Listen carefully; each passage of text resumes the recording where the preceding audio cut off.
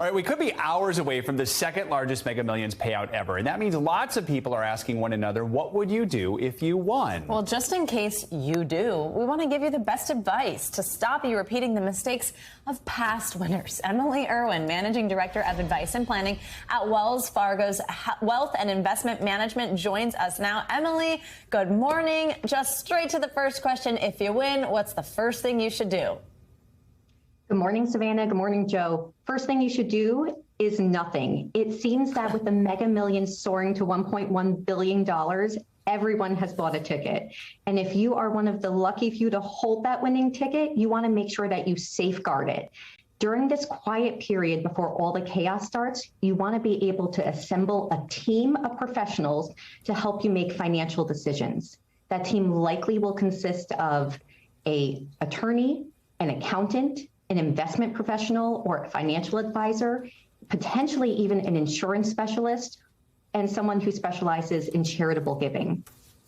I like that advice we heard last hour where the person said, take a picture of you with the ticket to prove you have it, you won it, but do not post it on social media or anywhere publicly. Just have it. So if there's, heaven forbid, something happens, you can prove, hey, I had this ticket, or maybe prove it. I want to ask you, this is the question we always ask people, whether it's better to take the lump sum or the yearly payout. From your perspective, a financial advisor's standpoint, which one is better?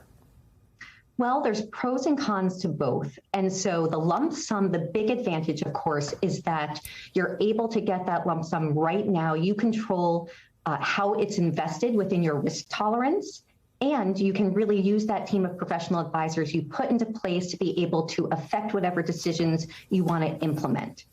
The negative of that, of course, is that there's going to be a pretty hefty tax bill, definitely from Uncle Sam and potentially from a state if you live in a state that imposes a state income tax.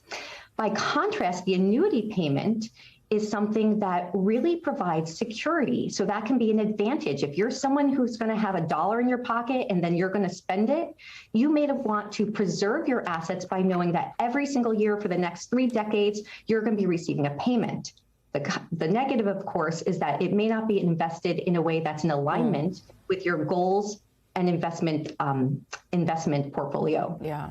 Emily, we know, sadly, and maybe surprisingly, things don't always end up happily for lottery winners. Studies actually show that they are more likely than the average American to declare bankruptcy within 3 to 5 years. What can you do to avoid overspending and making that mistake? What's quickly just kind of the worst thing that you see people do?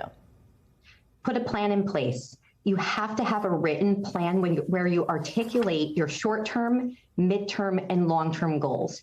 And you want to set a budget. It sounds completely insane because your budget will look drastically different than your budget right now, but you want to understand how are you funding your lifestyle, albeit a vastly different one, in the future. You want to understand where that cash flow is coming. You also want to hold off on any major purchases for the first few months while you adjust to not only the financial and wealth change in your life, but also that psychological change that might occur in family and friendship relationships and within your community. All right. Emily Irwin, great advice for all these wannabe all our viewers who are going to win today. All right. Thank you. We appreciate it. Thanks for watching our YouTube channel. Follow today's top stories and breaking news by downloading the NBC News app.